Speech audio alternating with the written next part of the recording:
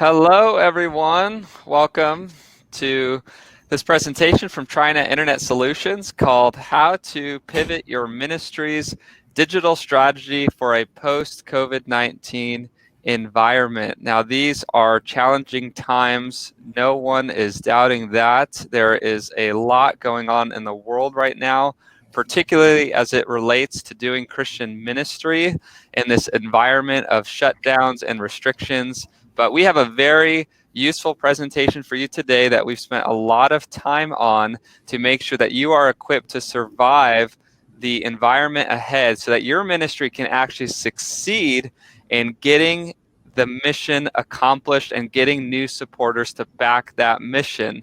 I'm going to introduce us now. My name is Gregory Sukert, and I am an engagement manager here at Trinet Internet Solutions.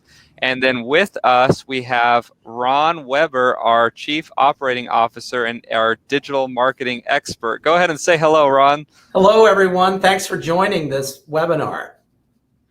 Yeah, we're very grateful to have you all, and you're going to be getting a lot of information today, so we're going to be moving pretty quickly. But don't worry, if you stay into the end, you're going to get a free gift that you're going to love. So with that, we are going to get started here.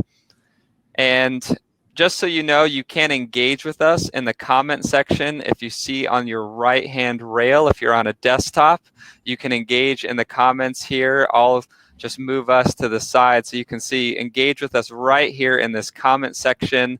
Anything that you want to say to us, you're welcome to ask questions along the way, and we'll also have Q&A at the end. We're here for you. We want to help you, and we've got a lot of information that's going to help you get your message out and get supporters on board for supporting your ministry. I also, before we get started, I want to read a scripture verse out of 1 John 3 that will encourage you. This is 1 John 3:16. By this we know love, that he laid down his life for us, and we ought to lay down our lives for the brothers. But if anyone has the world's goods and sees his brother in need, yet closes his heart against him, how does God's love abide in him? Little children, let us not love in word or talk, but in deed and in truth. And I love that verse because right now our world has changed and people need to experience the love of Christ. They need to experience the hope of the gospel now more than ever. And there is no more important work that we can be talking about together than doing the Lord's work, particularly not letting the Lord's work be hindered by any shutdowns. It never will be because God's behind it. But we as wise stewards of what God has called us to, we have the ability to pivot, to make changes, to make sure that we're still serving people and loving people during this time. This is a great time to be involved in digital, and you're going to see some great strategies that will help you reach many unlike ever before. So let's continue on here about Trinet Internet Solutions. So we are headquartered in Orange County, California. We are a industry-leading, award-winning, over 100 awards won, full-service digital agency for over 25 years. We've been doing this. We've been in this a long time. We love it, and we love helping ministries in particular. We also work with building websites, apps, channels, innovative digital campaigns that continue to create industry benchmarks. We have expert capabilities in digital strategy, digital design, marketing, digital lead generation, including finding new donors, as well as digital events like the event that you're attending right now. So with that, I'd love to play just a short video, again, to introduce you to Trinet, and then we're going to hop right into some cutting-edge digital strategies that will help your ministry succeed during this time.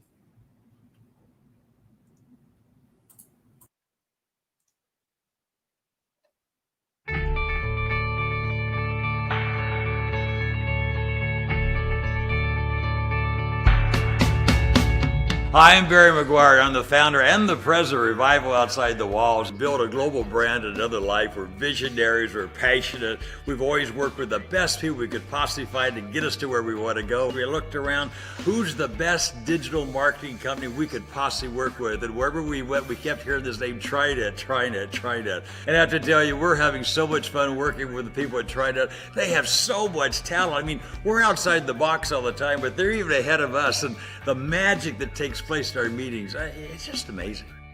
You know, we're now 2 years into this process and they're no longer a vendor. I mean, they're our friends, our buddies. They're always plussing what we're saying. I love the fact that while they are big and they have these great ideas, they get it. I mean, they fall down in detail to do everything we want to do beyond what we want to do. It's great and easy to have big ideas, but they make them happen. You know, the hotspot for us, of course, is the whole digital world, all aspects of social media. Trinet's building a phone app for us that will blow you away. It is the most exciting digital phenomena I have ever seen. There's internet TV, there's all aspects of new technology coming, and we have great people in-house. It is the inexhaustible resources of Trinet that are going to make it possible for us to achieve our dreams. So if you have big dreams for your business, if you want to get new customers online, you want to tap into new technology, sure you can do some of it yourself, but you can't do all of it. That's why you need Trinet.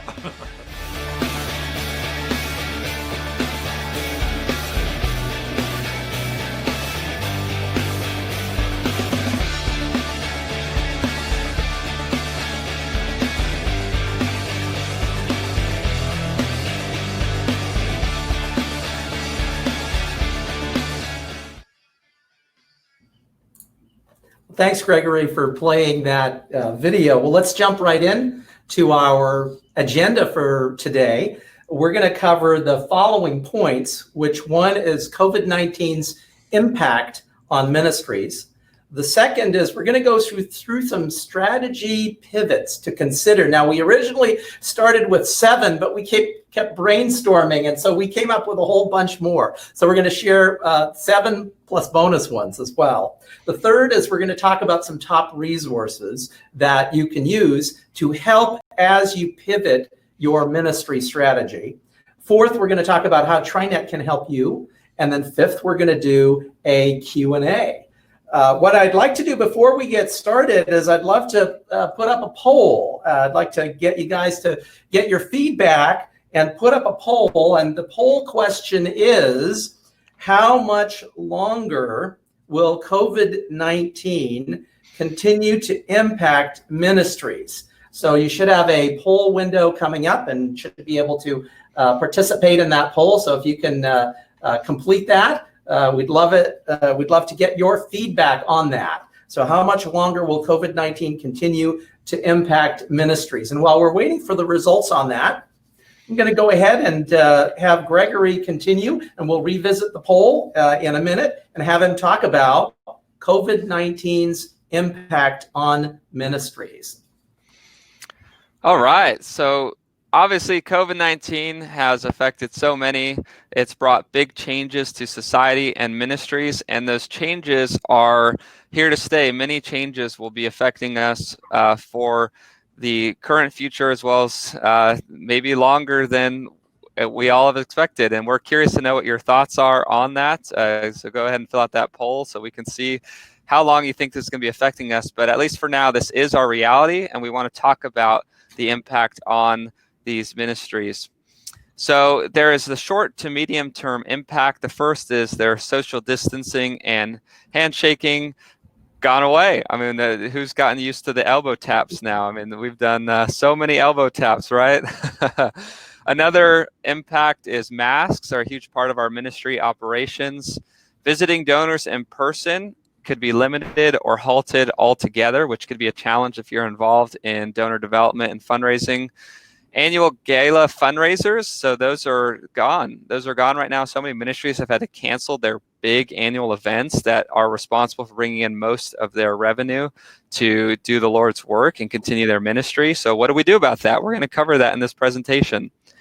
Large-scale physical events, so big conferences that you're used to going to and meeting people, those are all gone right now for the foreseeable future. A lot of these events aren't scheduled to pick up back again until 2021.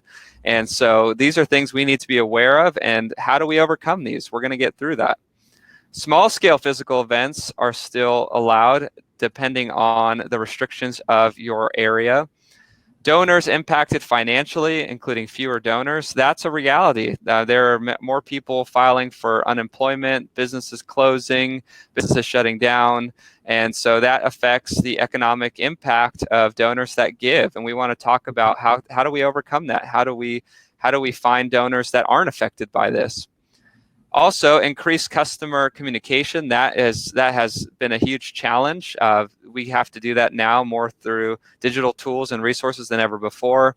Acceleration towards digital online. We all knew that digital is an evolving factor that affects many organizations, but it's been skyrocketed as far as the need to adapt to digital tools and resources. Zoom meetings, more Zoom meetings than ever before. And digital events and fundraisers are now the way to go. And you're going to know at the end of this how to get your feet started into launching your own digital event and fundraiser. Some other impacts that we've seen is street evangelism. A lot of with events being canceled out on the streets, that's gone. Street evangelism, stadium evangelism, big things like Harvest America that Greg Laurie does, things like that. Those are all up in the air when it comes to the ability to do these big evangelistic events. But what hasn't gone away, and what actually is a great opportunity right now, is digital evangelism. Did you know that you could use Facebook and Instagram and YouTube and advertising to reach more people with the gospel than ever before right from your home office? And we want to cover how to get started in that. You're going to get a deep dive today. In-person fundraising is a really important part of ministries. We are stewards of everything the Lord has given us, and we're stewards of the relationships He's given us to have in partnership for the gospel. And COVID-19, this pandemic, is affecting many ministries in this area. Many ministries are seeing donations dry up. Many ministry conferences, events, and in-person meetings are canceled or postponed. Ministries that depend on face-to-face meetings to find donors are strained. If that's been a huge part of your processing, you're probably seeing some strain right now. And I'm just going to move us to the side here so we can see some more of the bullets. There are fewer face-to-face networking, likely no face-to-face networking, at least for the next few months. Annual gala events, likely none for the next few months or even for the rest of the year. And then physical donor visits, again, likely none for the near future. Maybe we'll come back, and it really just depends on the comfortability of the donors you're networking with. And so we want to make sure we overcome these things, and that's what this presentation is all about. So some strategy pivots to consider. But let's visit our poll real quick and see what are our results. So we see in our how much longer will COVID-19 continue to impact ministries, 20% say 2 to 6 months, 60% say 1 to 2 years, and 20% say 3 to 6 years. So that's a big deal. I mean, we're all hoping for the best with this, but it does seem that at least for the foreseeable future, this could last easily 1 to 2 years. There seems to be a majority vote on that. So we're gonna overcome this together, guys, as digital and the resources that we've put together for you will really help. And again, you're gonna want to stay to the end for free gifts that will help you even more. So let me go back to our presentation here. So 7, I'm gonna end this poll for us. All right, and I'll jump in then and start on the 7 strategy pivots to consider. And even based on the poll, it's clear that whether it's 1 to 2 years, 3 to 6 years, or whether it's even 2 to 6 months, clearly ministries are in a position where they have to scramble and come up with some out-of-the-box ideas, and that often involves changing budgets, reallocating, seizing opportunities for growth. At Trinet, we have the benefit of working with both, we've been blessed to work both with ministries as well as with corporate clients, and we're often called in to help our clients figure out strategically, what do they do next? How should they pivot? And so some of the items that I'm going to cover, some of these items that apply just as much to businesses as they do to ministries. In fact, some of the items that I'm going to share, we've already shared with some of our corporate clients, and we're also sharing it with our ministry clients. So let's start first with digital prospecting, which is the next slide. And that's particularly important. That's the beginning part of the funnel. And whether you're a ministry, whether you're a business, digital prospecting now, there's some real challenges in how to do that. You can't go to networking events anymore. You can't just stop by and visit someone, at least not as easily as you used to. So the question then is, well, how do you go about doing networking and finding new prospects in the digital realm? And the answer to that is there's a lot of ways of doing that. There's all sorts of digital marketing ways you can do that. One of the ones I'm going to focus on today is LinkedIn.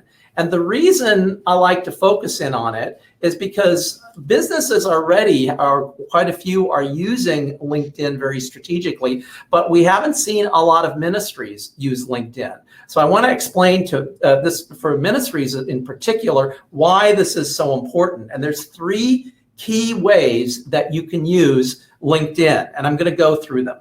The first one is, of course, you can log into LinkedIn and you can create your own free profile that tells about yourself, and you can use that as a way to connect to others. So that's one means of being able to use LinkedIn. It's an important part of it, but there's 2 other ways that are perhaps as important, if not more important. The second I'm going to cover is Sales Navigator, and I'm going to explain why it's important for you as a ministry, particularly if you're looking for high net worth individuals, how you should be using Sales Navigator to reach out and use it as part of your networking repertoire.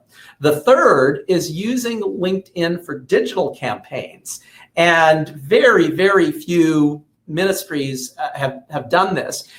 We have some great examples of some super success stories that we have accomplished using LinkedIn as a means to find new leads and doing digital campaigns. So what is LinkedIn? It's a networking platform whereby LinkedIn is categorized, analyzed, sorted, tagged, and saved a lot of data about different people, and you can quickly search for people and you can leverage that data. So for example, in a search, you could find a list of CEOs and business leaders. You can search by title and by industry much more effectively than you can on platforms like Facebook or Instagram or others. It's primarily a business professional networking platform, and it's very, very effective for that. So if you wanted to find CEOs, business leaders in San Diego who graduated from a Christian university, you could do that on LinkedIn. So let's go to the next slide and talk about prospecting via LinkedIn search. So this can be used if you're logging in, even with a free account. You can set up your LinkedIn, you put your profile in there.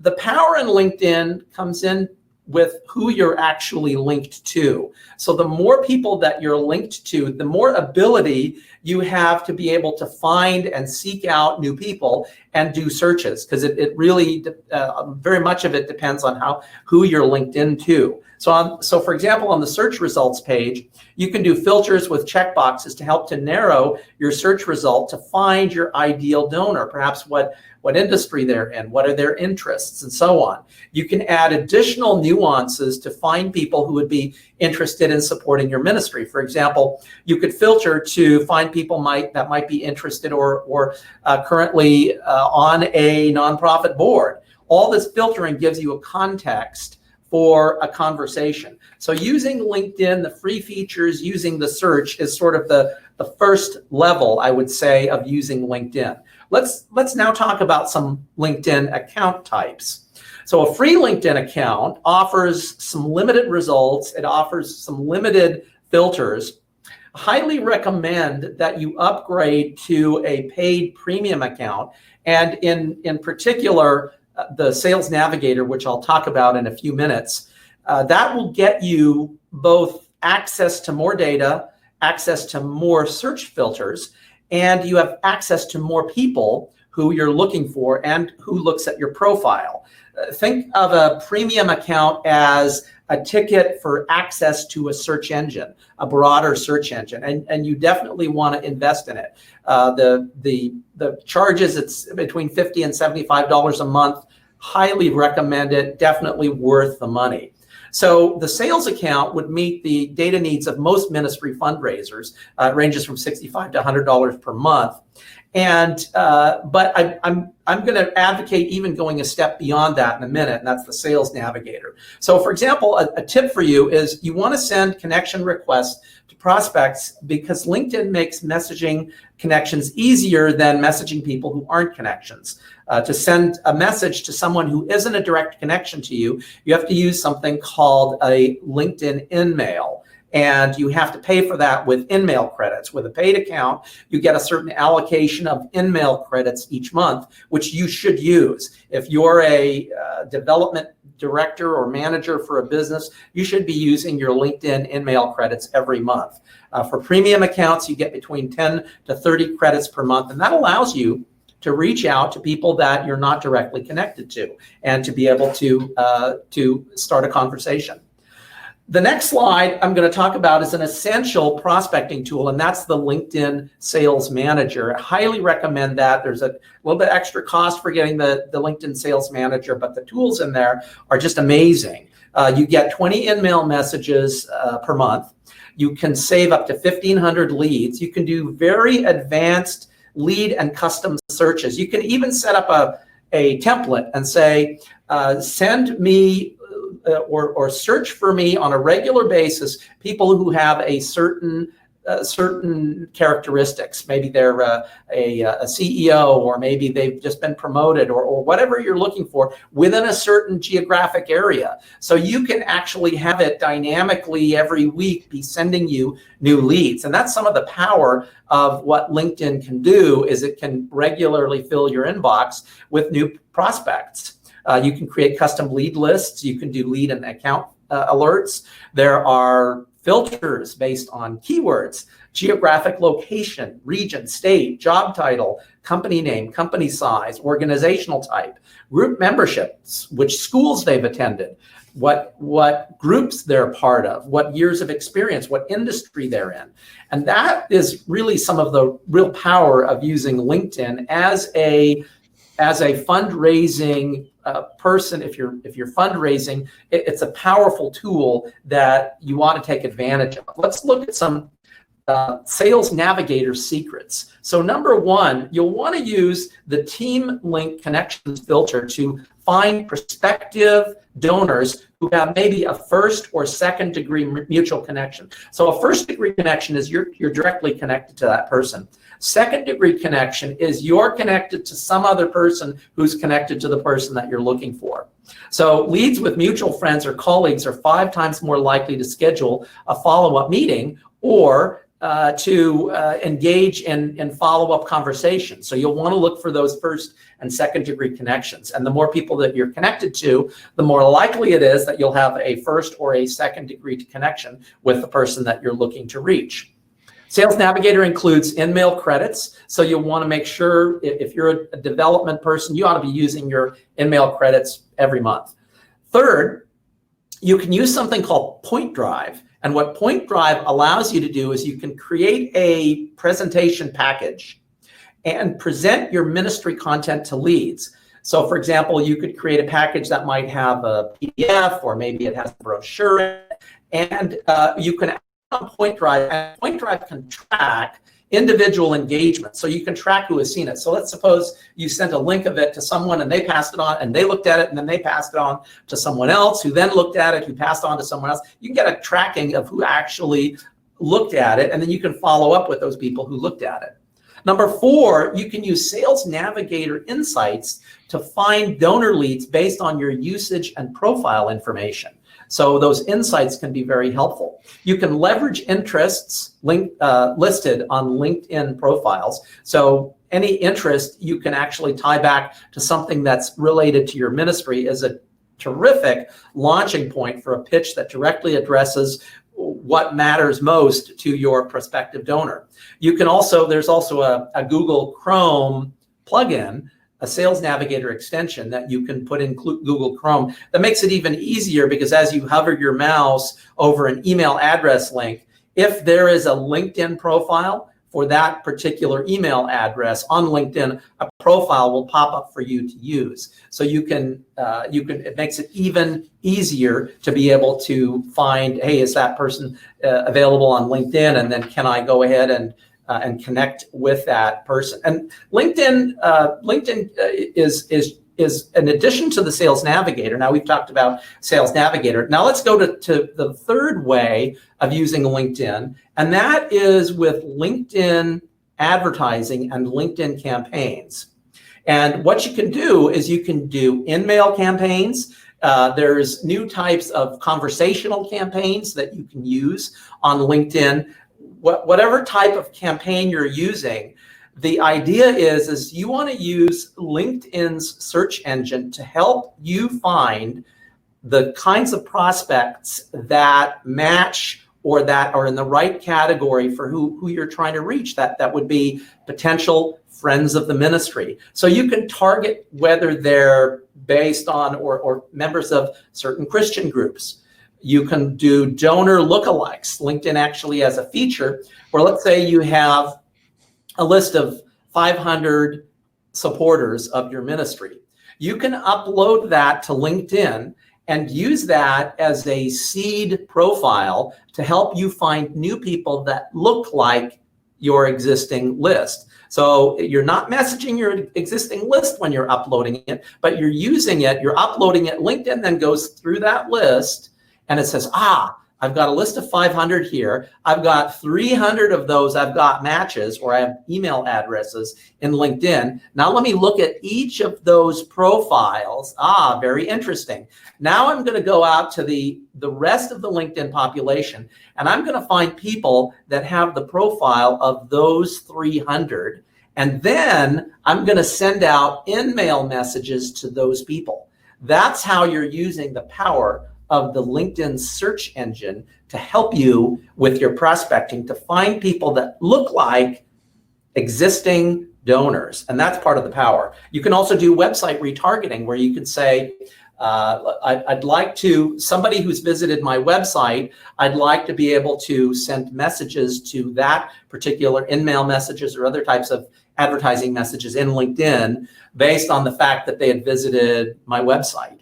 And some of the examples of Christian groups that you can target on LinkedIn are on the left side of the screen. So it's Christian Business Leaders Network, Christian Business Network of advisors, entrepreneurs, leaders, ministers and professionals, Christian workers, entrepreneurs. These are some example of what are predefined LinkedIn categories that you can actually target. So that's the third way that you can use this method to find the right people. So now let's say you've identified, you've said, okay, here's what the prospect should look like. Here's what the characteristics. Now, how do you go about a message to them?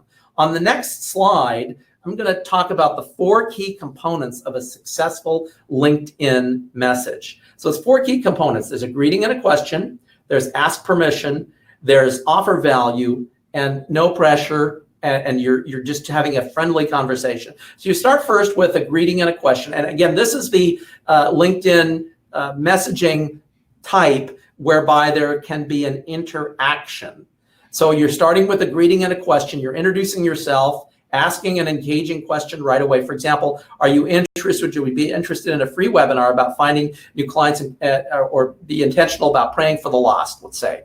So that's the first question. Then you ask permission. Don't assume your new connection necessarily wants to link to you. You can just say, just reply with the word yes, and I'll send it over.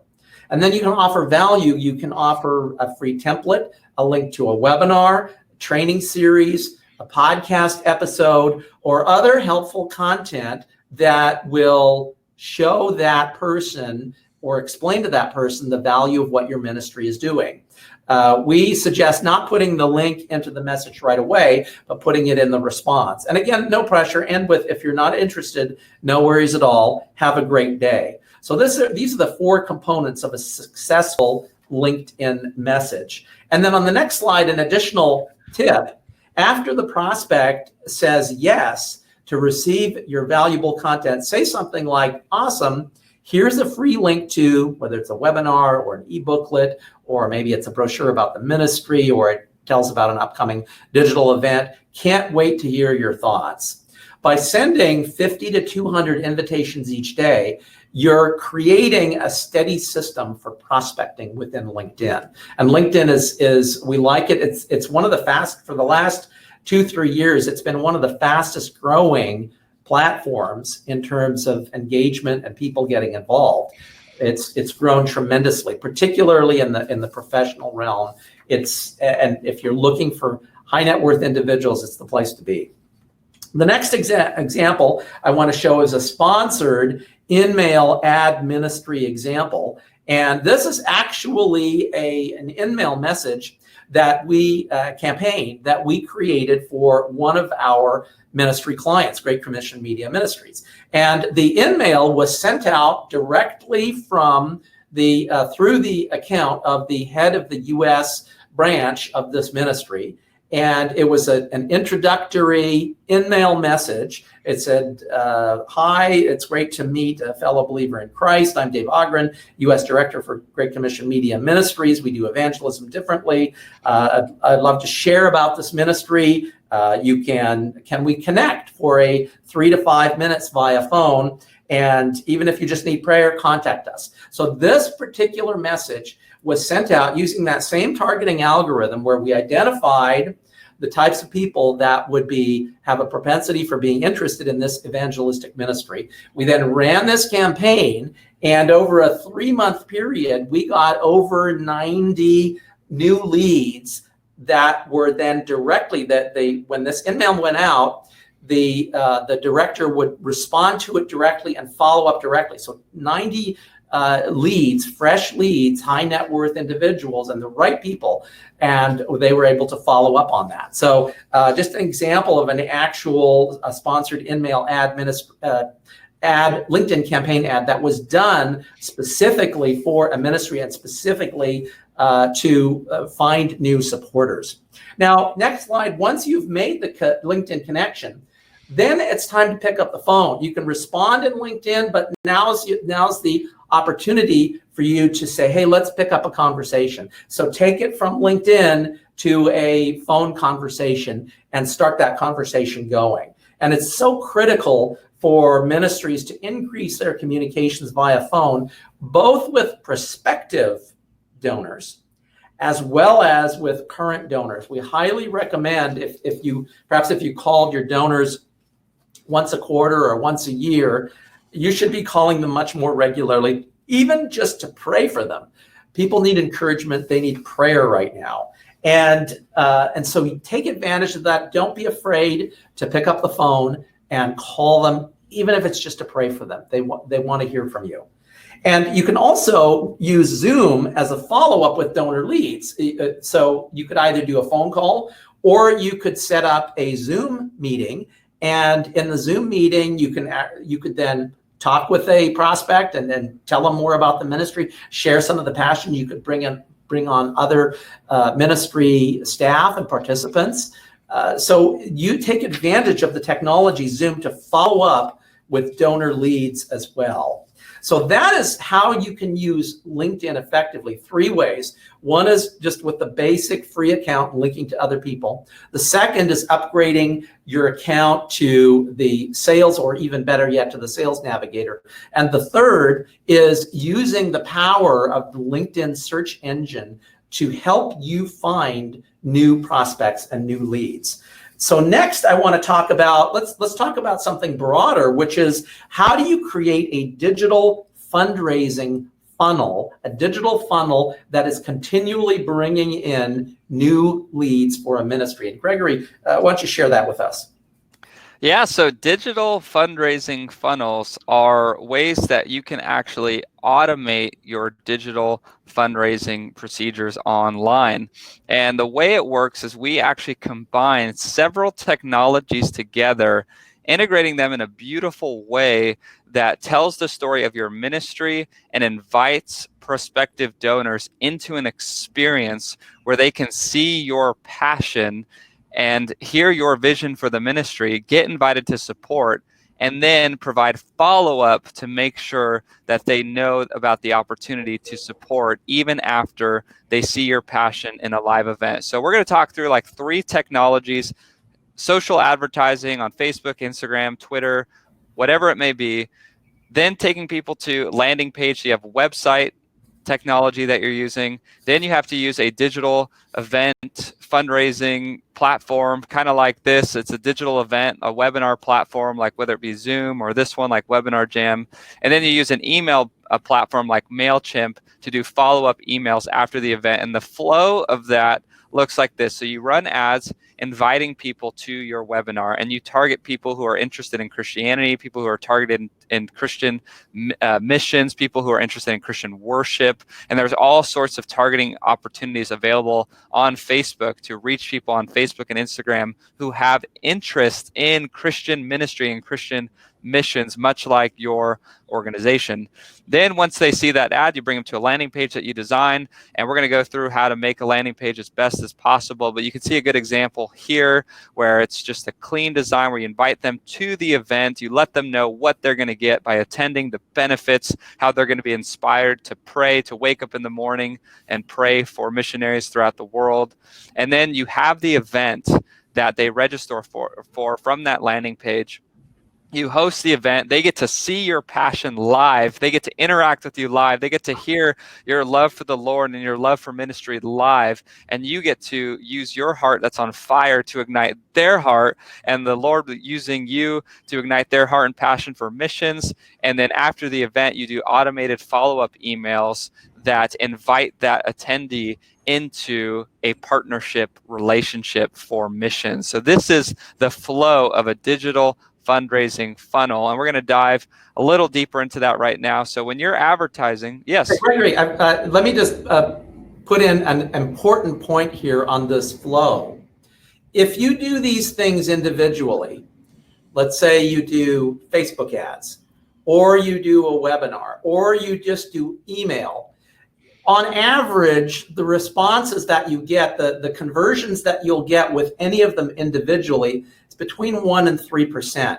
We've found out that if you put these 3 things together, digital advertising, a webinar, follow-up emails, we've seen between 5 and 10% conversion. That's 3 to 5 times higher than any of the components by themselves. So the power of this is when you put them together, the conversion rate is far higher than any of them individually. That's why we're so excited about these these digital lead funnels.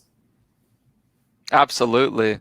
Yeah, this is an exciting tool that you get to combine all these tools together to create this whole process. And when you're advertising, you want to make sure that you're advertising in these places. So Facebook, you want to make sure that you're using lookalike audiences, which Ron already explained. You upload a seed list, and Facebook finds people similar to that list. You want to do LinkedIn, targeting relevant groups, Christian groups. You want to use influencers, so other ministry partners and pastors who you can use, who you can partner with to advertise and promote your event. You want to partner with them. I mean, this is missions. People in your network who are influencers would likely be very happy to partner with you in this. You also want to use YouTube. You can run ads on YouTube. We've all seen it when you're going to watch a YouTube video and you're forced to watch, at least 5 seconds of an ad. You can use that space to promote your webinar. And then you can also get referrals, friends and family of the ministry in your network promoting your webinar. This is the place, these are the places that you want to combine to make sure that you're getting attention to your ministry. And these are important Facebook lookalike targeting audiences. You can create lookalike audiences of people who have completed making a donation. You can make audiences of people who initiated a donation but didn't donate. And that's really powerful, because if somebody visited the donate page, you can reach them and invite them. Hey, we saw you were on the donate page. Would you like to partner with us this year? And they get to see your message again if they forgot to donate from landing on that page. And then you can also create audiences of people who visited and didn't donate. So you want to make sure you can retarget all these people who initiated donation, people who actually complete the donation, and people who don't follow through, even through the checkout process. And this is a really, really important tip, is that you want to use social media to drive people to your website to get their contact info, because you don't want to just run ads using over-reliance on Facebook or YouTube or Instagram. You want to make sure you're building your email list. You want to own your donor list. Beware of being so heavily reliant on Facebook, on Instagram, on Twitter, or LinkedIn, or YouTube, owning your donors' contact information. So that's a big part of our process, this whole funnel, is that when you are bringing people to a landing page and they sign up, you're actually getting this list that is owned by you, and you can reach out to them again. You're not dependent on these other platforms. There are some very important strategies for growing your email list. So these are some things that you want to take note on. The first is you want to make sure that you get familiar with lead magnets. And lead magnets are digital things that you give away in exchange for an email signup. That could be a PDF book, a free video, a mini email course that automatically gets sent to them. A good example is the lead magnet, How to Pray for Unreached People Groups Every Day for 30 days. And that's just a PDF guide that gets emailed out to people. Another way that you can build your email list is through interactive quizzes. So you can create these interactive quizzes that people take, and they get to see how they respond to your quiz. And a good example would be, what's your evangelism blind spot? People can take this 7-question quiz to find out what their blind spot is in evangelism, and then they put in their email address to get the results, and that builds your email list. And the third way to build your email list is what's called list swaps. And list swaps is great. You can ask another ministry. Imagine there's another ministry with 10,000 emails or 5,000 emails or 100,000 emails. And let's say your list is 5,000 emails or 10,000 emails. You can say, hey, I will promote your ministry in my email, and I'll give whatever lead magnet you want to promote. So if they have their own PDF guide that they use to get emails, you can promote that PDF guide in your email list to your audience. And at the same time, they can promote one of your lead magnets or one of your quizzes to their list, and you get to share lists and both build each other up. And whoever wants to sign up for the other ministry's list, they can do so. So that's a powerful way. I mean, imagine if you could just shortcut your way to 10,000 extra email addresses. You can do that by partnering with other like-minded ministries that also have their own list. So these are 3 important strategies that you want to use to make sure that you're building your email list. And you can promote these lead magnets and interactive quizzes on ads, on social media, on your website. So you make sure people are constantly signing up for your ministry updates. And Gregory, let me just jump in here. You know, some people out there might be thinking, well, Ron, all of these methods, the lead magnets, the interactive quizzes, list swaps, why don't I just go out and buy an email list? Well, yes, these strategies are all focused upon organically growing an email list that you own yourself. Yes, absolutely. You can go out and you can buy and send an email out to a purchased email list, but usually you don't actually get access to that list. You pay, and then that organization will send it on your behalf to their list. Very, very rarely do you actually get the list itself.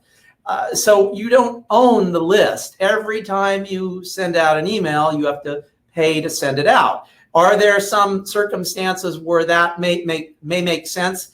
Yes, but our contention is as a ministry strategy, you should be focusing on growing your own owned organic list. And these are the strategies that really help you do that. So big distinction between paid lists and organic grown lists. And this is all about a strategy for creating organic grown lists. Right. And then once you have that list, what you want to do is make sure that you are doing best practices in your emails. And these are ways that you can have massive success with your email list and what you send out. The first is you want to give value. You want to make sure that every time someone opens an email, they know they're going to get something amazing, like a fantastic stat or story or devotional. Make sure you're providing value. Make people excited to open your emails. Next, you want to respect your list. Make sure you're developing a relationship with your subscribers. When people respond to your emails, respond back. Keep that relationship alive. Study copywriting. You want to make sure that you learn best copywriting tactics to make sure that we have good headlines, engaging buttons. We also want to know our list. Who are these people? What are their pain points? What are their fears? What are their hopes and dreams? That will help you speak to them as you're crafting your emails. You also want to segment your list. The way that you talk to a donor is not the same way that you would talk to a prospect. So make sure you have segmented lists and you're giving thank you messages to donors and invitation messages to prospects. You don't want to send an invitation to donate to somebody who's already a big reoccurring donor. That won't go over too well. The next thing you want to do is make it fun. Include your personality in your emails. Don't make it just static, but put some humor, put some good stories in there from your life. Send more. If you're following these best practices for emails, one of the biggest mistakes that ministries make is they don't send enough emails. And if you're doing all these things, you can send as many as 2 emails a week, but only if you're doing these things. If you're not, then people are going to get burned out. They're going to unsubscribe. And then also you want to use automation. When people sign up for your email list with the lead magnet, you want to have automation that welcomes people into your list and automatically, through a series of emails, introduces people to your ministry and invites them to be involved. So these are some best practices, and you're going to want to test all of these. Keep testing, A/B test your designs, your colors, your layouts. Many email builders have these features built in where you can test subject lines and your email designs all at the same time so you can optimize. Some other ways that you want to do is you want to pivot your marketing budget. So to thrive during this crisis, ministries need to think outside the box to reallocate budgets and seize opportunities for growth. And here are ways that you can do this. Ministries in the post-COVID-19 era will have to rethink what technologies they really need, which ones can help them save money, and which ones can help them transform their ministries that have been altered by this crisis. Many ministries are reducing their spend on print, mail, TV, and radio, and really leaning on digital advertising, which is perfect for these times.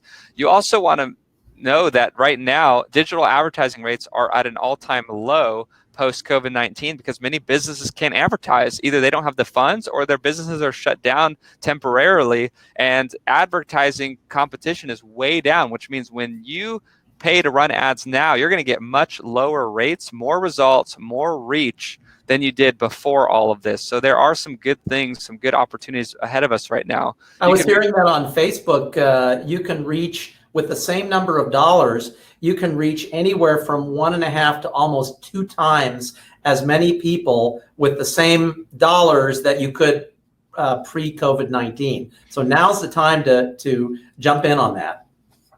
Yeah, so don't miss out on that opportunity. This is a great opportunity right now to reach more people than ever with a lower cost. Your online donations can thrive during this time because the reality is not everyone is affected by COVID the same way. And there still are people who have maintained their jobs. We just have to find them. We just have to find the people out there who are still, the Lord has sustained them during this time financially, and they're more than ever willing to help spread hope during these times. You also want to pivot your website, and to thrive during this crisis, ministries need to think outside the box to redesign their most important asset, which is their ministry website. And you really want to make sure that you look for some specific things with your website.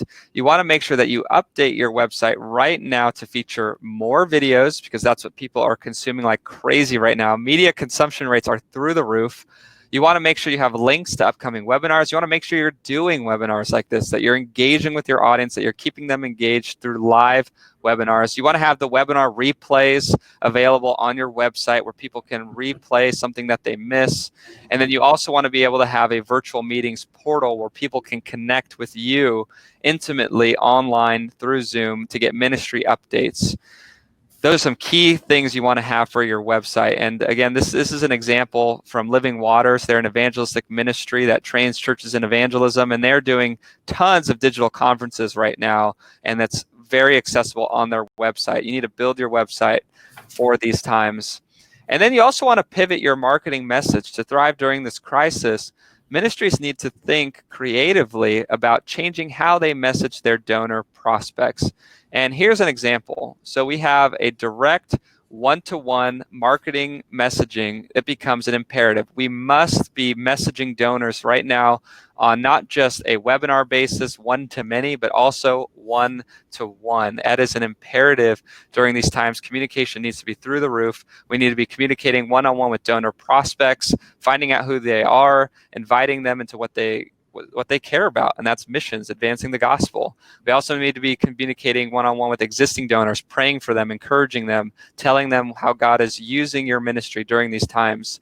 And an agile, nimble marketing strategy right now becomes the norm. The first to inspire prospective donors get their attention.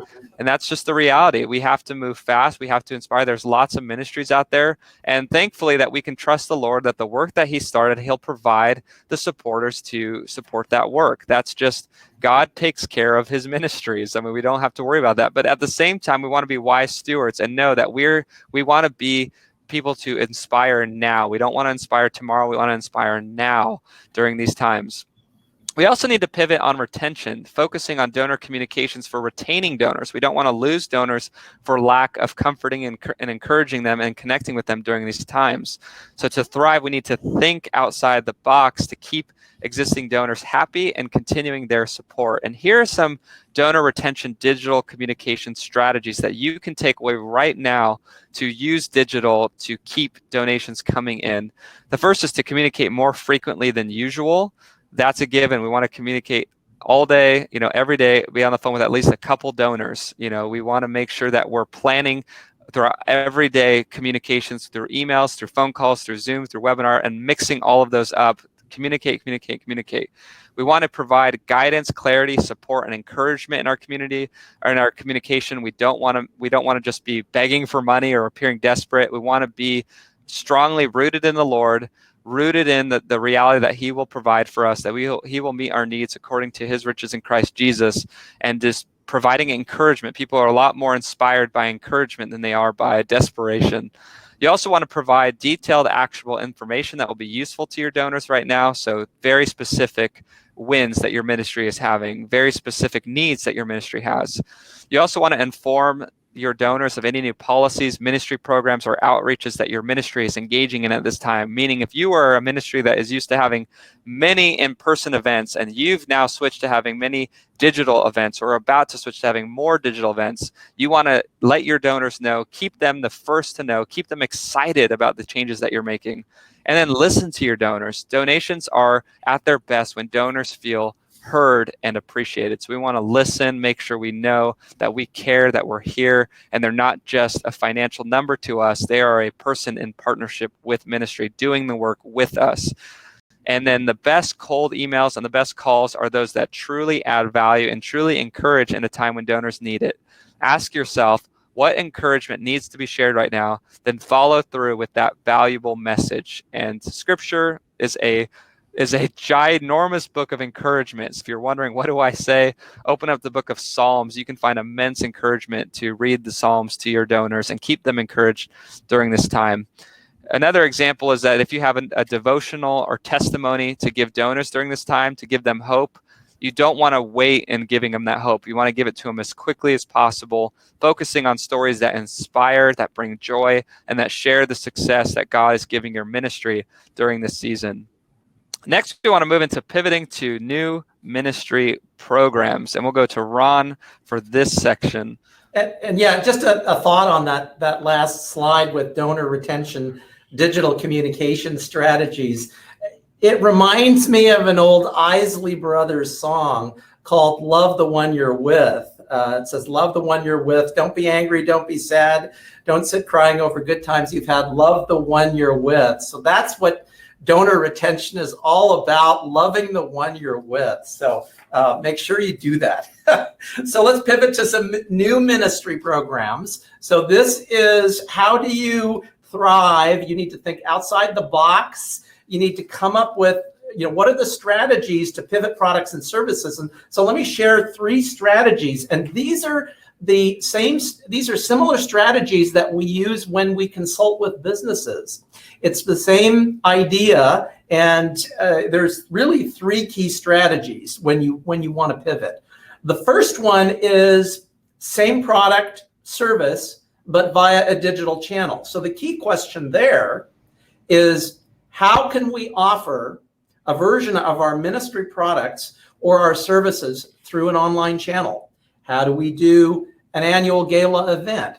How do we reach out? How do we network? I've given some ideas on how to do that with LinkedIn, and we've talked about donor lead funnels. Strategy 2 is the same infrastructure, but different products and services. And the key question to ask there is, can we use our existing ministry infrastructure to offer services or products that are in demand now?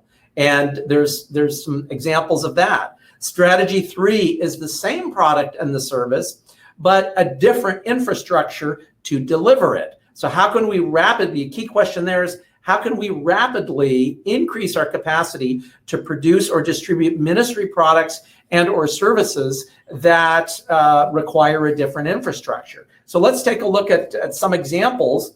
The next example is same ministry event, but via a digital channel. So the key question was, can we offer a version of our ministry program through an online channel? And this is an example of a Living Waters online training webinar that they put on. Living Waters, of course, well-known ministry, offers conferences and training specifically related to evangelism. And so with in-person events having come to a stop, the staff created a digital conference to help families and individuals who need encouragement during this season. And the event seeks to bring some fresh smiles into the home, along with transformative biblical truth.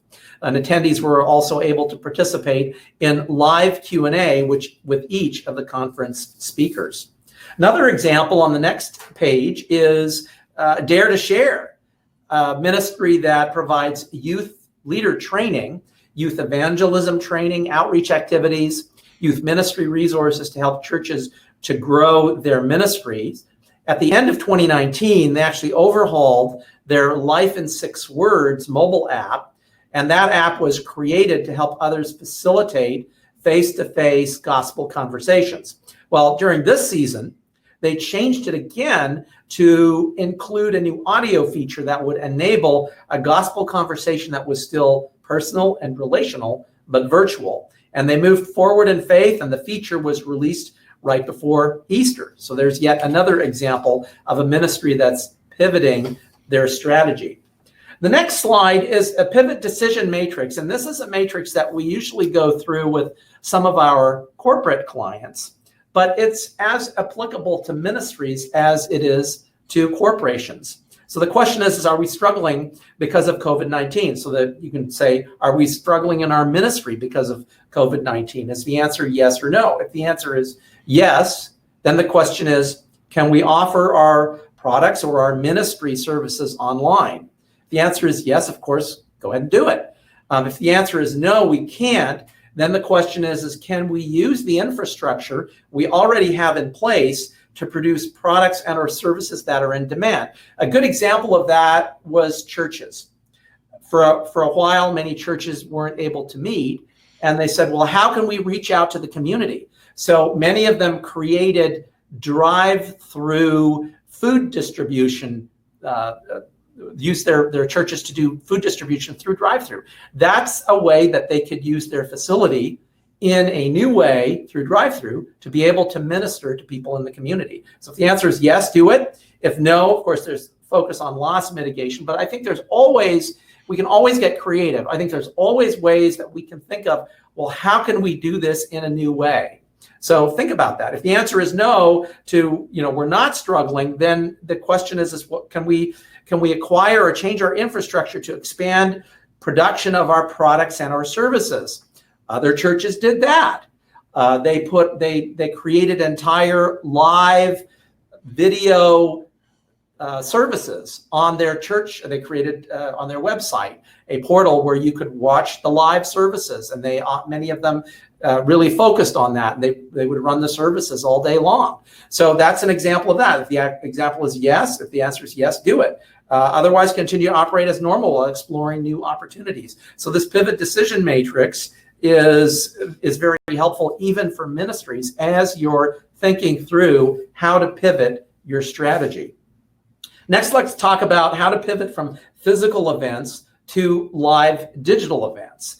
And we mentioned this earlier, many banquets have been canceled, many networking events, many conferences have been canceled for ministries. And so then the question is how do we go about replacing physical events with webinars? So let's go to the next slide. What is a webinar? Webinar is a live digital event. It's really an ideal method for a ministry to organize, convey information to a geographically wide audience without the high costs of travel, event production, and educational materials. They're excellent, viable alternatives to networking and in-person fundraising meetings. And we're seeing more and more ministries create gala online events and annual events, except they're doing it digitally. So regardless of the size of the ministry, live digital events are a really impactful way to reach and inspire potential donors. And what's the contrast between webinars versus live events? And let's take a look at the next slide. Webinars are universal versus live events tend to be geographically bound. Webinars can be very cost effective to produce versus live events. You've got facility costs, you have travel and hotel costs and equipment costs and so on. Webinars are easily replayed versus live events. You can replay them, but you have to have a video crew to capture the event to begin with. So there's a lot more investment that needs to be put in.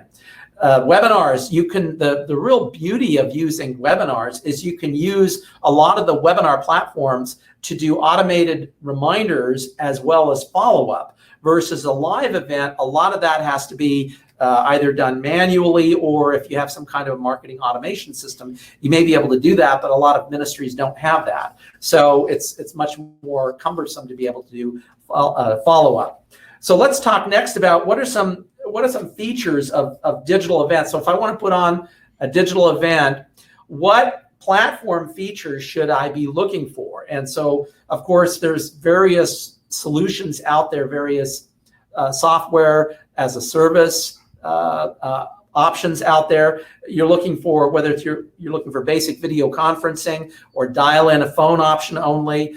You'll typically want to have whiteboarding, screen sharing for sure, because you're going to be sharing a presentation or perhaps a video. Remote screen control features you'll want, collaborative annotation features, taking questions, voting and polling as well. We showed an example of a poll earlier on in this particular webinar. So let's go to the next page, and then these are some of our suggested conferencing solutions.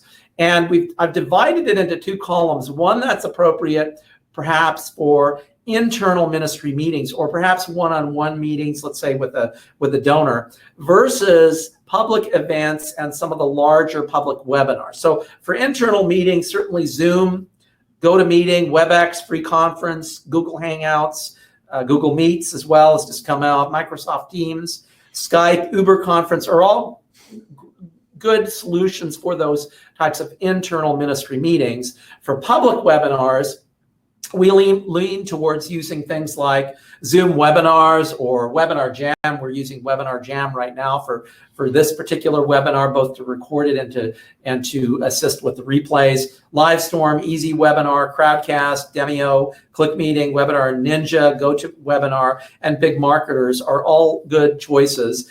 Some of our favorites are Zoom webinars and Webinar Jam. We've used them quite a bit. Next, let's talk about how then do you do a webinar with an influencer? And Gregory, I'll have you cover that. So we talked a lot about how when you have a webinar, you want to get people to attend it. And if you know a pastor or a ministry leader who has a big audience, they're likely to help you because they care about the gospel and they serve the same Lord that you do. So this is an example of how this works out. So there's a webinar with Anchored North, and it was in partnership with Behold Israel. And Anchored North created a film on the life of the founder of Behold Israel. It was just a short 6-minute short film on his testimony of how he came to Christ. He's a Jew who came to Christ, discovered that Jesus is indeed the Messiah, and it was a powerful film. And they decided to host an event together. Both ministries were encouraged to share the event on Facebook, Instagram, YouTube, and their email list. And these were the results. That through this partnership, over 4,000 people registered, all new names and donor prospects. So this is the power of influencer marketing, when you can get 4,000 new names in a single event to have as future supporters. And a key tip is when partnering with an influencer, you want to make sure that you make the process as easy as possible for them, which means you want to give them everything they need to promote the webinar, which includes the promotion timeline. When should they post? When should they promote? Any videos they should use, the descriptions of the event, all written for them, images, all the text they need, and suggested dates to post. Everything that you can think of to make it easier for an influencer, you give them that package, and you're going to likely get them more on board to support and actually partake in building your event. Some other key promotional strategies are YouTube targeting for promotional events. And YouTube targeting is very powerful. You can target via a variety of ways. And the first is you can target people who watch videos with certain keywords. You want to choose what keywords people search in order for your ministry to show up for. So for example, if you're involved in feeding children, you can bid for those kinds of keywords so that when people are searching those keywords, they see your videos, your ministry invitations on YouTube. You can also do what's called in-market audiences, which are their interests that Google has. So people that are interested in particular things, like people who are interested in nonprofits, or people who are interested in giving, or people who are interested. Google has their own list that you can target. Then you can also do what's called custom intent / affinity audiences. And these are powerful audiences within Google where you can actually provide Google a bunch of keywords and a bunch of URLs of ministries that are like your ministries. And Google will generate a whole list, a whole audience that you can target that are similar to people that have interest in those keywords and those websites that you give them. A really powerful type of ad is called in-stream, where you can even hand pick the exact videos and channels that you want your video to show up on as an ad. Many people don't know this. Like if there's a YouTube channel that you're saying, man, if I could just get on that YouTube channel, if that YouTube channel will just promote me, well, you can work with that influencer, or you can select that YouTube channel as the place where your ads show. Even if it's down to the specific video, as long as they have monetization enabled, you can advertise on their channel. And then you also can do retargeting. So you can retarget people who are on your email list, who have been to your website, and so much more. And then, of course, you can also do similar audiences where you upload donor lists and Google recreates a new list of people that are like those donors. And this is an example of a custom intent and affinity audience. I think it's one of Google's most powerful tools that they have. And this is what it looks like to just supply a bunch of keywords. You can see we have keywords in there like anagram lots and all these different keywords, different churches, different people like Will Graham, and all these people that you can just put in there as interests and keywords. And you could also add in URLs, and Google will then find a list of a bunch of people who are interested in all these things that you supply. Really, really powerful for getting your ministry's message out there. And you can create your exact list custom to your needs. And that's why it's called custom intent audiences. You can also run specific webinar invitation ads on specific YouTube channels like we talked about, and also specific websites. These are actually websites that we specifically ran ads on. So websites like the Christian Post, Bible Gateway, focused on the family. As long as they have Google ads enabled on the website, you can even target specific websites so that when people go to these websites, they can see your ministry's message and join your webinar to be a part of your event. And this is a sample message that you would use in involving referrals. So when you have friends and family who are involved in your ministry and friends of the ministry, you can give them this message that they can share to get people involved. And this is just a good example of a webinar we were promoting called How to Forgive Someone Who Hurt You. And we asked friends through this email that if they would be so willing to partner with us in ministering to others through this online event and we give very specific action insights. They can forward this email to a friend. They can post on their personal Facebook or social media. They can tweet, they can put on Instagram, or they can write about it in their newsletter if they have one. And we even provide our goals, and we just try to inspire people to partner with us. People who don't have money to give doesn't mean they don't have the ability to help your ministry and to partner with you. And so a sample message like this is great to send to all the people who may want to partner with you in other ways by sharing your webinar event where other people might come in who are partners with you financially. And now we're going to talk about adding a personal touch to your video chats. Ron? Yeah, let me jump in and just give some tips on what we've learned through trial and error has worked really well. First off, use a webcam, and I'm using a Microsoft Live Cam right now that's actually in the middle of a newer ring light, and I'll give you, we'll talk a little bit more about that in a minute, but make sure you position the webcam so that it sits right below the recipient's eyes. So just a little bit lower than my eye level. It's about the right level. And treat the webcam as eye contact. Gaze softly into the lens of your webcam to build trust. Does it look like I'm gazing softly, Gregory? Does this look like my dulcet eyes are gazing softly? That's the softest gaze I've ever seen. Next, use headphones, either a headphone and a microphone. I prefer an earbud, and I've got one of these lapel microphones here. I prefer that. That helps you to focus on your listeners as well. Make sure you minimize distractions. Turn off any unnecessary gadgets or applications. Mute your phone. And behind, make sure you don't have any distractions or ability for people to come up behind you and look over your shoulder, or make sure you don't have any children or dogs or anything like that in the background, because those can be distracting and just take away from your video and your ability to interact with others. So the next is, before the live conference event begins, make sure you always log in early.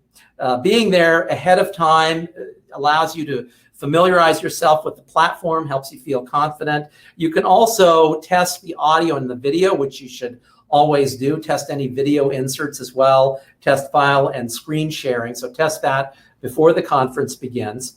Know how to manage attendees and speakers, how to mute attendee audio and video if you're in one of those conferences where other people can join in and talk. Know how to mute the speaker attendee in the video, know how to use the chat room, how to manage chats, how to turn on a poll, etc. And make sure that you take into account, provide a user guide. One of the earlier slides that we had put up right at the beginning, we had a screenshot that showed the essential user interface features. Because there are different devices, just make sure that you have that you're showing the right user interface depending on how people are accessing it. And so prepare some technical support instructions for end users to help make it easier for them. So let's talk about the ideal setup. For a microphone, use a lapel microphone, or you can use a headset. I prefer the lapel microphone. Don't use the built-in microphone on the laptop. The sound isn't as good. There'll be more of an echo with it. Logitech has good headsets. I think I purchased this off of this lapel earbud and microphone off of Amazon for, I think it was $10. So just get a good setup for a microphone. Camera angle, make sure the speaker is properly framed at eye level. Lighting, make sure you invest in some good lighting. I'm using a newer ring light. That's a really good option. You can find that on Amazon. It's very helpful for if you're doing Zoom calls or if you're just doing webinars. very good, very important to have good lighting. Video quality in HD camera is highly recommended. I'm using a Microsoft Live camera right now. Logitech also has excellent 1080p cameras with easy setup. So make sure you invest in those. The ideal setup is on the next page, where you've got background noise minimized. Make sure you're in an area where there's no dogs or barking dogs or children screaming or crying, and make sure you silence and disconnect phones. Think about your background scene. Unacceptable would be messy desk, wall, shelves, dirty windows, clutter. So just think about what's in your background and make sure you consider that as people are going to be looking at it. Background activity, make sure people aren't coming up behind you, or there's somebody watching kids or dogs. You can use a pop-up screen. You can use green screens if you like. You can even put an event logo over that and superimpose. I actually here have a pop-up screen which provides a nice neutral white background, and I have that backlit as well. Next, let's talk about a sample meeting schedule. So step one, make sure you welcome attendees and give participant instructions at the beginning of the digital event. Step two, make sure you have a meeting agenda and you put that up first. Step three, conduct the items in the agenda and make sure you provide opportunities for attendees to be involved, whether you have perhaps a poll or you ask attendees questions. We're going to have a Q&A, and that's the next step. Make sure you have a Q&A time at the end so that people can ask questions. And make sure you're planning for hiccups as well. You can reduce and recover quickly from any challenge with minimal preparation if you work ahead of time. So one of the things that could happen is your computer could crash. So what can you do? Have a backup computer. I have a backup computer sitting right over there that's compatible with the platform. It's loaded with the presentation assets. So make sure you have that. The next is internet outages. Could you have an internet outage? Yes, and you don't want that to happen during your event. So make sure you have a MiFi event on hand. And what is a MiFi? It's a portable hotspot that runs on a different network. Here at the office, we're running this right now on Cox Communications Internet Services. Well, let's suppose Cox goes down. That laptop that I have over there is running off of a Verizon MiFi hotspot. So if I need to, let's say our internet goes down, I can switch over to that laptop and I can continue the presentation. I'm already logged in over there. Next is technology problems. Have your platform provider support live chat, email, or phone number ready. You want to make sure your team isn't scrambling for this type of info. So what are some things that could go wrong, and how can you prepare for that when you're doing a digital event? Well, first off, let's say not enough people are showing up. Well, what can you do to fix that? You can do digital marketing. You can do email marketing, and I've talked about some ways you can do that earlier in this webinar. Let's say you have complaints about the event, the sound, the audio, the video. Make sure you have some behind the scenes professional assistance. I've got an assistant that can help if anything technical goes wrong. I can continue to focus on the presentation. I've got an assistant as well. Also, it's very helpful to have a co-host. Gregory is my co-host today. Let's say something goes wrong with my presentation or his, there's always another person who can jump in. So make sure you cover that. Awkward transition, having an on-screen host and an assistant facilitator can help.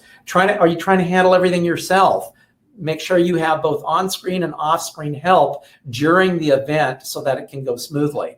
Are people unaware of conference etiquette? What about if you have trolls or embarrassing distractions? People not muting, spotlighting the speaker participant.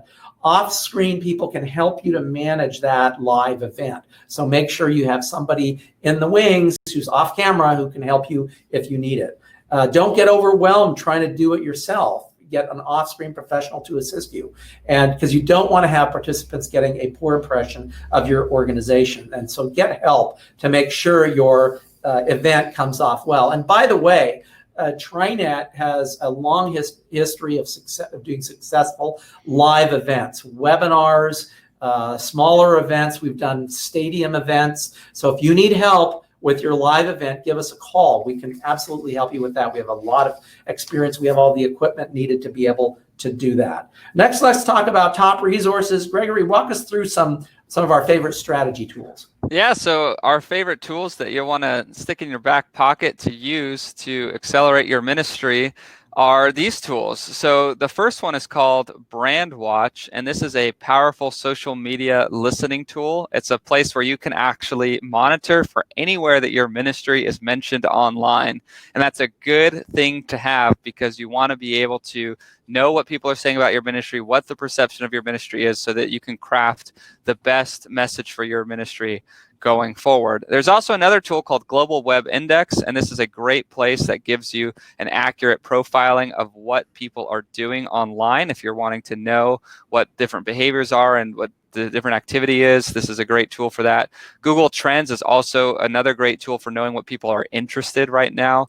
It's very insightful for knowing what people are searching on Google, and it's very useful for planning content. Very useful for planning content. Google Keyword Planner also gives you very specific data regarding the exact amount of searches a keyword gets every month through Google search engine. So that's a very powerful tool to use. And then BuzzSumo allows you to see the most popular content on any particular topic. So any content that you are interested in, any topic that you're related to and interested in, you can actually see what is going viral, what's getting the most attention. And that's very useful for knowing what type of content you should be creating.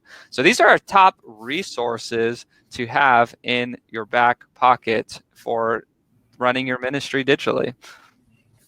Wonderful. So yeah, let me jump into it. Well, how can Trinet help you? I've mentioned a few already. I mentioned that we have a experience in helping you with live digital events. So let me just paint the picture and just run down all the different ways that we could potentially help you. First off, this webinar was about how you could pivot your ministry, how to do a strategic pivot. We've worked with a number of ministries to help them put together a strategic digital roadmap to take a look at where are they, where were they, where are they now, and where would they like to be in a year or two from now. And so we've helped many businesses as well as ministries to do a strategic digital pivot. So we can help you with that. So we do digital strategic pivot consulting. We do digital fundraising. We work with ministries. We've come up with and continue to come up with some very innovative ways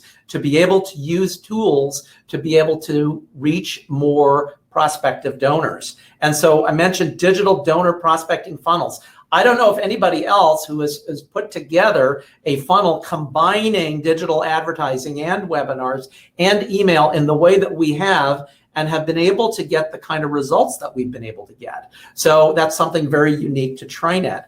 Digital advertising we help ministries with, email list growth, email communications, website redesign, and of course, live digital events. So those are just some of the ways that we can help you. The next slide, you can try developing and implementing a digital pivot strategy by yourself, but you're likely to get limited success, mediocre results. Come talk to us. We've got tons of experience doing this. We can help you get the professional results that you really need and want to get. So ultimately, God will be glorified with this. On the next slide, we have an example of what is the difference. Well, putting together a digital pivot strategy can be the difference, make a huge difference on the ultimate outcome. Because if you don't set a good strategy, you're going to have poor outcomes. And this shows how putting it pre-strategy and strategy makes a huge difference at the end, a 3 to 5 time difference. In fact, I mentioned earlier that if the digital funnel that we put together that uses digital advertising as well as webinars as well as email, if you use any of them individually, you don't get as high as a return on investment as if you put them all together. The same idea here, if you're talking about a website or a digital campaign, having a digital strategy first can make a huge difference in the outcome. So let me just talk now about, just do a recap. So we talked today about what COVID-19's impact is on ministries. We listed some strategy pivots. Originally, we started with 7. As we were brainstorming this, we came up with even more. So those are a bonus. So we talked about how to use LinkedIn, the free profile, the sales navigator, and the digital ads. We talked about how you can use digital fundraising funnels, why they're important, why you should look at them, what kind of results you can get. We talked about finding donors online. We talked about email prospecting, both organic and paid. We talked about how to pivot your marketing budget, your website, your marketing messaging. We talked about retention, how to do that, how to pivot to new ministry programs, how you can pivot from physical to digital events. We also talked about our favorite top resources, how Trinet can help you. And now we're going to go into a Q&A. So let's jump into that. Yeah, please let us know if you have any questions. Also, we have put out an opportunity if you would like a free consultation, an hour consultation with Ron. He'd be happy to help. Obviously, during this time, you can imagine a digital advertising agency is just slammed and trying to help people get their digital strategies up and running, but we want to help you. We have a free 1-hour consultation that we've put up. You can go to our website and sign up for that, and Ron would be happy to get your ministry started with pivoting for a digital strategy. Also, right now, as we go into Q&A, I'm going to put up our free gift that we promised at the end.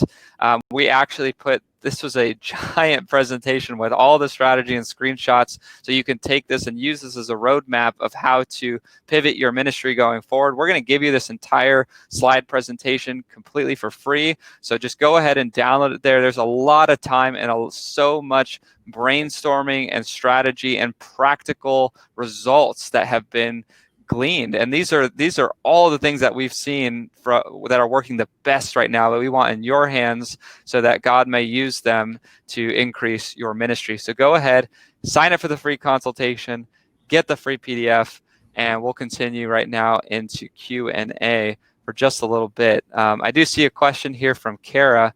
How is using LinkedIn advertising different from using LinkedIn to find new people? Very good question. The difference is when you use LinkedIn to just the free account where you create your own profile, you have to proactively go and try to connect and find people that you want to connect with. Versus if you're using LinkedIn advertising, LinkedIn is actively sending out messages on your behalf to people who have the profile that you want to reach. So the one requires your effort to be able to reach out and find and connect with people. The second, the advertising actually brings people to you. So the difference is you are having to do the outreach and to find the people versus LinkedIn doing it for you. So that's one of the big differences. Thanks for that question. Good question. Yeah, that's a great question. Yeah, I have a question on the digital funnel. Do you want to tell us about the process of putting together a digital funnel? Sure. Yeah, and a digital funnel, the way we've defined it, has several important pieces. The first piece is the piece that's actually going out and finding people who would be interested in, let's say, attending a webinar. So the way we do that is we use platforms like LinkedIn, Facebook, Instagram. We use the power of those advertising engines to be able to find people who would be interested in that webinar. We use advertising to get them to the registration page, getting them to register, or maybe it's downloading an e-booklet. So the first part is using that prospecting engine to bring people, let's say, to a live event. The next piece is actually putting on the live event itself. And what we like about the live event is there is something about a live event and the Q&A and the interaction and the ability to be able to see and interact, there's just that enthusiasm that you get. So the live event in and of itself provides a wonderful opportunity for you to present your passion, what you're doing, what you're passionate about, in a way that is authentic and that is interactive. So we love the webinar for that. So that's the second piece. Whatever that event is, whether it's a webinar, perhaps it's a downloadable, that's part 2 of that funnel. Part 3 of the funnel is the follow-up. The nice thing about using many of the webinar platforms is that they will allow you to automatically do follow-ups with whoever attended the particular webinar. And once someone has attended a webinar and they've watched your presentation, they're far more likely to want to follow up and know more about it, particularly if it speaks to them and if it speaks to what they're passionate about.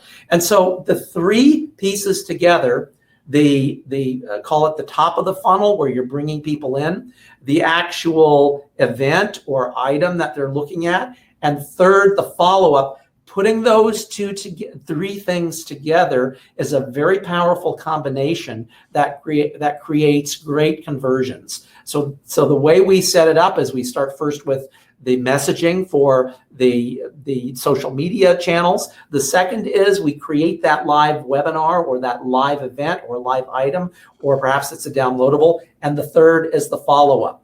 So you seek people, bring them in, present them, and then follow up. Those are the essential components of a live lead generating funnel. I love that. Kara asks, you mentioned using Zoom for networking. How do you use Zoom for networking? That's an excellent question as well. The way that I've found that you can use Zoom very effectively for networking, and I provided one answer, and use it as a follow-up tool. Let's say when you do a LinkedIn campaign and you're reaching out to a new prospect, you can of course do a one-on-one Zoom follow-up call. But there's also ways that you can use Zoom for networking.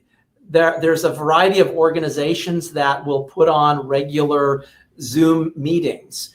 And so one of the ways you can use Zoom for networking is regularly attend Zoom networking meetings.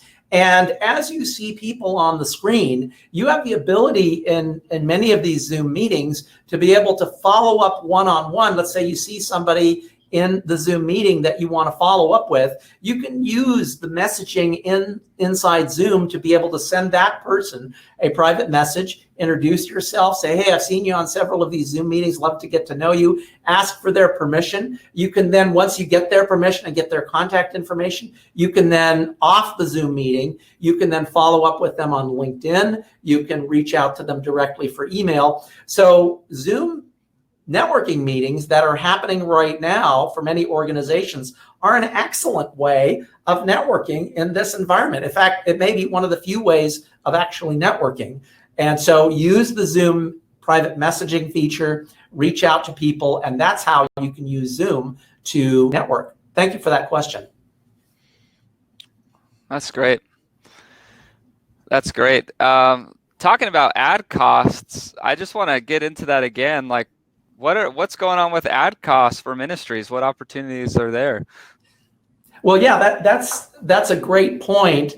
And I'd mentioned earlier that right now there's a unique opportunity because many advertisers have pulled back on platforms like Facebook and Instagram. As a result of that, because many of these platforms have a bidding mechanism for purchasing ads, or for example, Google has a bidding mechanism for bidding for keywords. Because there's fewer bidders now, the cost of the ads, the cost of Google keywords is far less now than it was even a few months ago.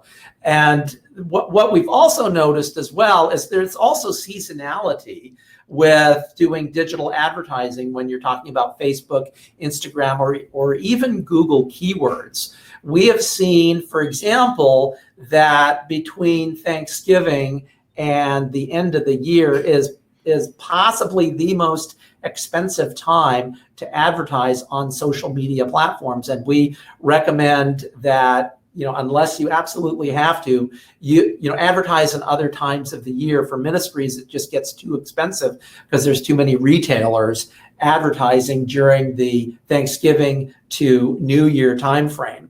Well, COVID-19, with this reduction in business activity, has now provided another opportunity for reaching more people with the same dollars, far more, anywhere from 1.5 to as many as 2 times with the same dollars. So take advantage of that. Now's the time to get out there and get on these platforms and advertise your live event, bring people to your website, tell them about your ministry. Now's the time to do that, because other times of the year, it's just too expensive for most ministries to do that. So the cost now is very attractive. That's great. That's a really great tip to know. Well, I think that concludes our Q&A.